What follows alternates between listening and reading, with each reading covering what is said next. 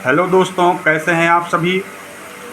आज हम class 6 NCERT book mathematics की चैप्टर नंबर 1 अपनी संख्याओं की जानकारी के बारे में डिस्कस करेंगे।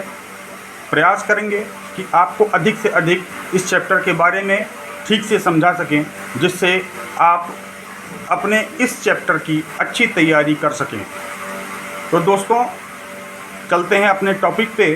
जो चैप्टर नंबर 1 है उसका नाम है नोविंग योर नंबर्स, अपनी संख्याओं की जानकारी। चैप्टर का नाम सुनने से ही हमें यह पता होता है कि इसमें संख्याओं के बारे में हमें जानकारी प्राप्त करनी है। तो जब हम संख्याओं के बारे में जानकारी प्राप्त करते हैं तो हमें संख्या की परिभाषा की ज़रूरत होती है, और संख्या की जानकारी के पहले हमें अंकों की जानकारी होना आवश्यक है। अब अंक किसे कहते हैं? 0 से लेकर 9 तक के सभी अंक कहे जाते हैं। इसके बाद संख्या का स्टेप होता है 0 से 9 तक के अंकों का प्रयोग करके संख्याएं बनाई जाती हैं। आगे प्रश्न ये आता है, संख्या किसे कहते हैं, संख्या की परिभाषा क्या है। तो हमारे गणितीय या गणित विषय में किसी चीज़ की गणना करने के लिए जिसका प्रयोग किया जाता है उसे हम संख्या कहते हैं। संख्याएं अनंत होती हैं। संख्या के कई प्रकार होते हैं, जिनमें मुख्य रूप से 12 प्रकार हैं। और संख्याओं को लिखने का एक पद्धति है जो कि 2 प्रकार की है। नंबर 1 दार्शनिक प्रणाली और नंबर 2 अंतर्राष्ट्रीय प्रणाली। संख्याओं को लिखने की जो प्रणाली है उसे हम संख्या प्रणाली कहते हैं। जैसा कि अभी मैंने आपको बताया, संख्या प्रणाली 2 प्रकार की होती है, एक दार्शनिक संख्या प्रणाली और एक अंतर्राष्ट्रीय संख्या प्रणाली। तो अब दार्शनिक संख्या प्रणाली में हमको किस प्रकार से संख्याओं को लिखना होता है। इस दार्शनिक संख्या प्रणाली को हम भारतीय अरबी प्रणाली भी कहते हैं। इन संख्या प्रणाली के आधार पर हमें इकाई, दहाई, सैकड़ा, हजार, 10,000, लाख, 10 लाख, करोड़, 10 करोड़, अरब, 10 अरब लिखकर इसके नीचे उचित स्थान पर संख्याओं को लिखते हैं। यह प्रणाली दार्शनिक प्रणाली कही जाती है।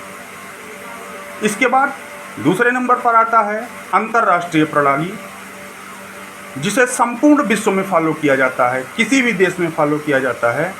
इसके आधार पर इकाई, दहाई, सैकड़ा, हजार, 10,000, लाख, 10 लाख, करोड़, 10 करोड़ ना लिखकर दाईं से बाईं ओर क्रमशः इकाई, दहाई, सैकड़ा, हजार, 10,000, 100,000, million, 10 million, 100 million, billion, 10 million, 100 billion आदि प्रकार से लिखते हैं, और ये अंतर्राष्ट्रीय प्रणाली होती है। अब इस प्रणाली के बाद बात आती है कि संख्याओं के प्रकार की। तो दोस्तों, आपको हम बता दें, संख्याएं 12 प्रकार की मुख्य रूप से होती हैं, जिसमें नंबर 1 और सबसे मुख्य है प्राकृतिक संख्या। हम किसी भी चीज़ की गणना जिसकी सहायता से करते हैं, अर्थात गिनती की सभी संख्याओं को प्राकृतिक संख्या कहते हैं। प्राकृतिक संख्या अनंत से होती है। सबसे छोटी प्राकृतिक संख्या 1 होती है, अर्थात प्राकृतिक संख्या की शुरुआत 1 से होकर अनंत तक होती है। दूसरा है सम संख्या। सम संख्या दोस्तों 2 से लेकर के, अर्थात 2 से विभाजित होने वाली सभी संख्याएं सम संख्या होती है। जैसे 4, 6, 8, 10, 12, 14 आदि। इसके बाद नंबर आता है विषम संख्या। नंबर 3 है विषम संख्या। तो जो संख्याएं 2 से विभाजित नहीं हो सकती हैं उन्हें हम विषम संख्या कहते हैं। जैसे 3, 9, 11, 13, 15, 17, 19 आदि। नंबर 4 पर आता है पूर्णांक संख्या। पूर्णांक संख्या समझना थोड़ा सा मुश्किल है, लेकिन ध्यान देंगे तो समझ में आएगा। ऐसी संख्याएं जिसे लिखने में ऋणात्मक, धनात्मक व शून्य का प्रयोग करके लिखा जाता है वह पूर्णांक संख्याएं कहलाती हैं। अब अगला टॉपिक है पूर्ण संख्या। तो दोस्तों, जीरो से शुरू करके सभी प्राकृतिक संख्याएं या जीरो से शुरू करके सभी गिनती की संख्याएं पूर्ण संख्या कहलाती हैं। अगला नंबर भाज्य संख्या। तो भाज्य संख्या दोस्तों किसे कहते हैं? ऐसी संख्याएं जो स्वयं व एक को छोड़कर किसी अन्य से भी विभाजित हो जाए वह भाज्य संख्या कहलाती है। अगला पॉइंट है अभाज्य संख्या। तो ऐसी संख्याएं जो स्वयं व एक को छोड़ करके किसी अन्य संख्या से विभाजित ना हो उसे अभाज्य संख्या कहते हैं। सह अभाज्य संख्या। तो सह अभाज्य संख्या क्या है दोस्तों? ध्यान देंगे, दो संख्याओं का ऐसा समूह जो कि जिसका HCF एक हो उसे हम सह अभाज्य संख्या कहते हैं। परिमेय संख्या। दोस्तों, परिमेय संख्या ऐसी संख्याएं जिसे हम P/Q के रूप में व्यक्त कर सकते हैं उसे परिमेय संख्या कहते हैं। अगला नंबर है अपरिमेय संख्या।